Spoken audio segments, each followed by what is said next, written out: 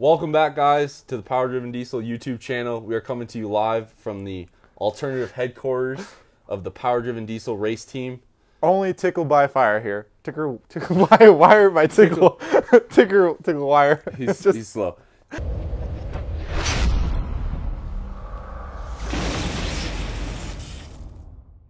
The Wirefire Gang headquarters over here, talking to you guys about some of the things that we got done on the 05. The last time we talked, we went over what parts were going in the engine itself, and here we are now. Engine's in the truck. Yeah, engine's in the truck. Injectors have been swapped a few times. We've had a turbo issue. Yeah, just all normal, Yeah, normal high things. horsepower street truck things. Yeah, when you take a truck apart and leave it apart for like 4 months, things are not always going to work the right way when you plug them all back in. It doesn't. So we got the engine built. Huge thank you to Meyer. He was one of the big helps there after hours getting it done. That one together, we really didn't have any issues. I don't remember. I mean, just the couple, knocky knocks that we ended up just passing through. Yeah, so when we first fired it up, we had a sweet fuel knock. One of the injectors got a little debris in there, which I would like to clarify is my fault. So we sent them out to DDP. They got them fixed and had them back in 2 days? Yeah, it was great. Next day there, they got them down 1 day turnaround, and next day and back, it was done. It was back by the end of the week. Yeah. Unfortunately, we don't have any footage of the fuel knock because I recorded it vertical, and Eric doesn't like that. Josh. Yes. I heard your injectors weren't big enough, so you sent them back to DDP. And what did they do to make them idle cleaner? Made them a little bigger. They made them bigger. So what are we talking? 550% over? Is that what they're calling this thing? Yeah. Okay, let's hear it fire up. Oh!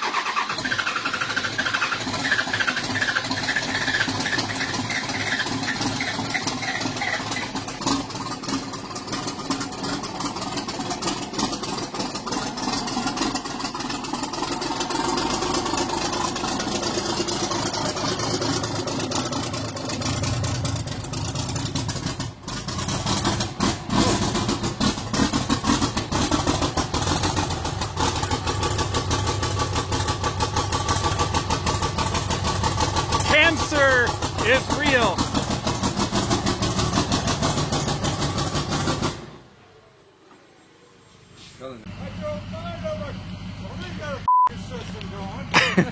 Wait, we need that for the video. What?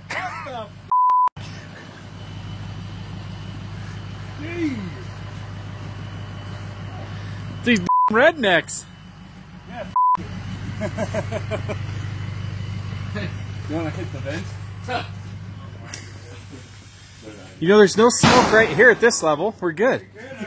Just got pulled a little turn off. You won't get There's no smoke. So that was hurdle number one. Then it came down to the odds and ends stuff. So we had that GT50 that I showed you guys earlier. Something went through the turbine wheel, or it failed, or whatever the case may be. But we pulled it off. I think we're going to let Meyer try to fix it.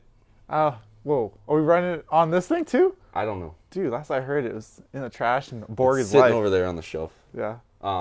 Borg's life though. As you can see here, you can see the little bit of fin damage as well as the oil on it. It definitely took a little debris on the turbine wheel. So then we went ahead, we reached out to Forced Inductions and got a new 488. Back to our roots. Yeah. Back to the Borg. Borg Warner for life. I should have never That was switched. your first mistake, Yeah, dude. it really was. It really was. So we battled that. Jameson got us our hood stack made, which is Dude, pretty that thing sweet. is gnarly. It's awesome. It's awesome. So good. The only problem is with the solid engine mounts at idle, this thing just vibrates really bad. It's pretty. Which I've caught a little bit of hate for, but hey, you get that on those big jobs. And then it came down to all of the intercooler plumbing, which the passenger side pretty much stayed the same. Yeah, I didn't And have then anything to do the with that. cold air side, or the intake air horn side, we had Shad came through on the intercooler pipe, and then unfortunately my Chinese air intake horn did not fit with the rail. We now have a 6.7 rail on here. It did not fit, so unfortunately I had to reach out and buy a Banks Monster Ram because it did actually fit really well. Really well, yeah. So there's that. And then from there, we just did a lot of fuel plumbing.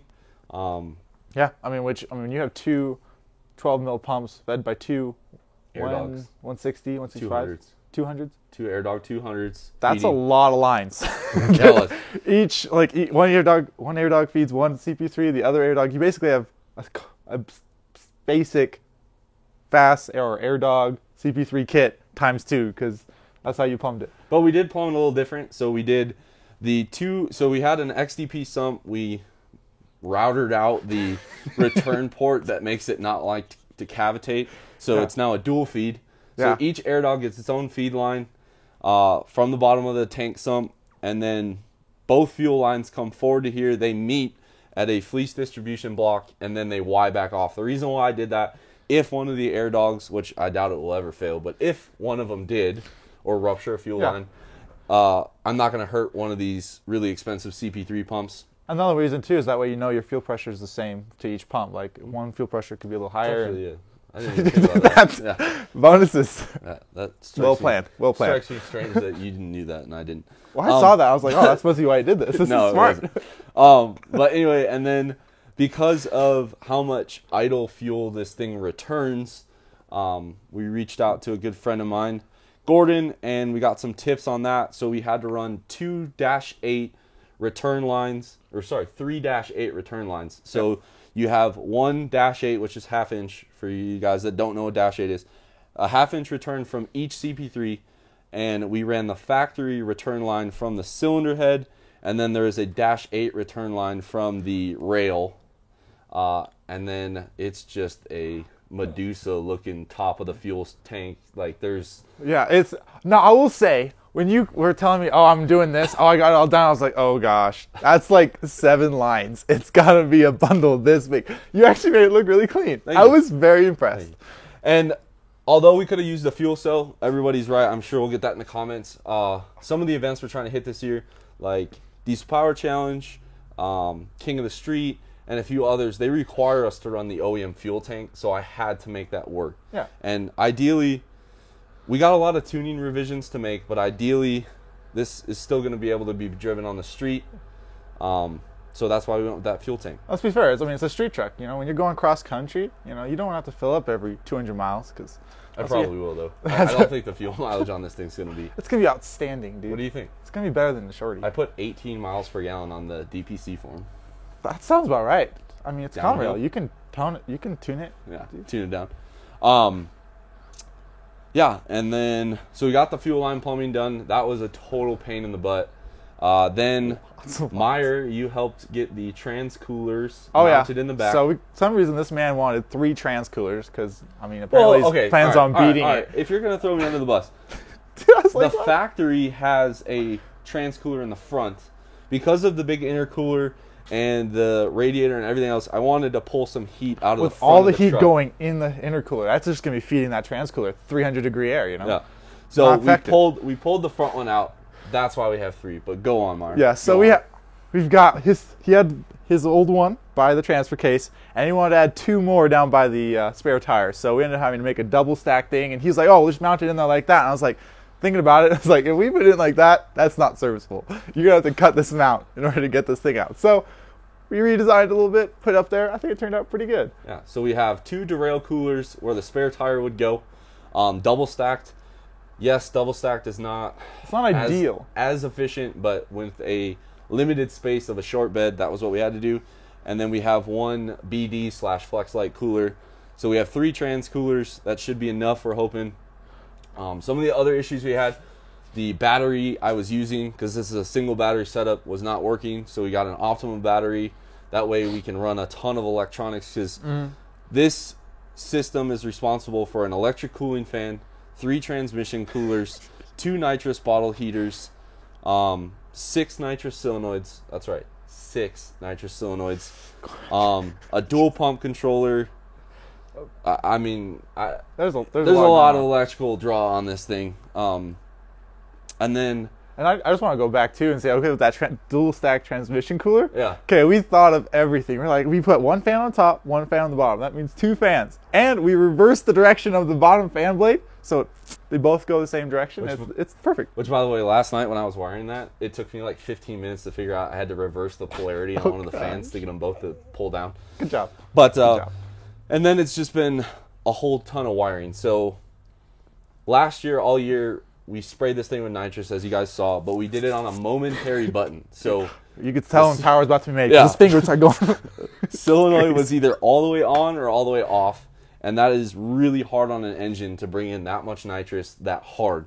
So I did a lot of research, and actually, believe it or not, Greg A. and Michael Cordova over at Kingspeed actually were the ones that told me to try the Maximizer 5.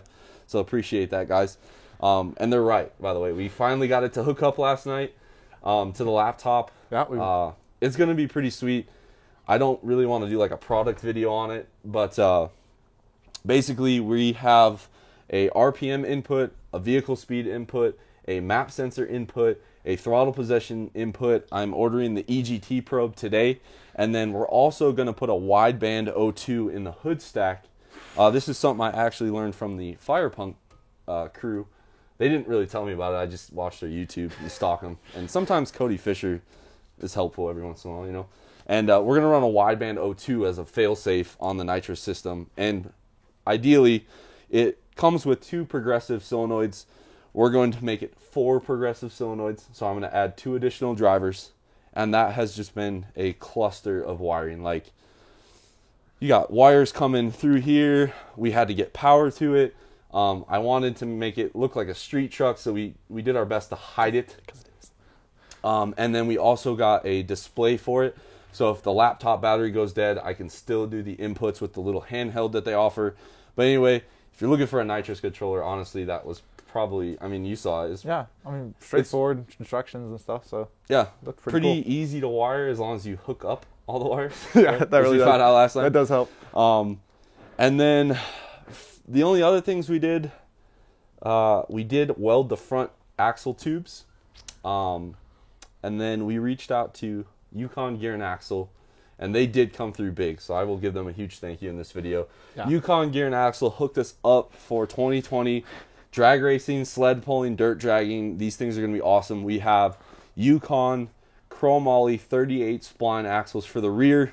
My buddy Austin Elsmore was nice enough to let me borrow his rear end. Was nice enough to let me borrow his tool to cut the axles. I guess you have to cut some part of the axle tube to slide the big axles in. And dude, there's no place in heaven for you, Meyer. Dude, and, I'm just laughing at your A. That was just a funny A. That was just really good. I wasn't even listening to you. And we have a Grizzly locker in the back, which is for a truck that's got a drag race and sled pull, the best that we can do. So it's a Grizzly locker. And then in the front, they hooked us up again with their 35 spline front axles, chromoly with the upgraded U-joints, the chromoly axle stub shafts, and then a limited slip Duragrip in the front. Again, there's not a lot of options for the AAM stuff. You could do a E-locker, which really is just a factory Power Wagon locker. The guys over at Yukon were like, you'll probably break that the first time you try to go play in the dirt. So we scratched that idea. I can't run a spool in the front because then I wouldn't be able to turn at the drag strip. So limited slip is the best of both worlds. For a truck that's got to do multiple events and try to do well at each event, that was what we went out to. But a huge, huge thank you to them, especially Alan. Thank you very much. That was an amazing deal you guys gave us, and we're looking forward to what these things can do for us. And then we got to weld the rear axle. Yeah, we still got to pull that thing out Yeah. and weld it. Oh, our list is right there. Oh, yeah. Yeah. Dude, we got And then basically all we have left to really get it ready is just a lot of sled pull stuff. Yeah. We got to put the dually wheels on the back. We got to do we got to fix the airbag that I blew in Sacramento. We got Dirty Hooker Diesel hooked us up big time with some sled lockouts. Suspension lockouts. The bolt-on ones. Could Meyer have built them? No, dude, No, they've been absolutely. He No, could I have. couldn't. But That's- when time is short, sometimes you got to spend a little bit of money and get a product that's done, and it's already. I know it's going to fit. You know it's gonna work. I'm yeah. like the third time. Finally, third time's a charm when I build it.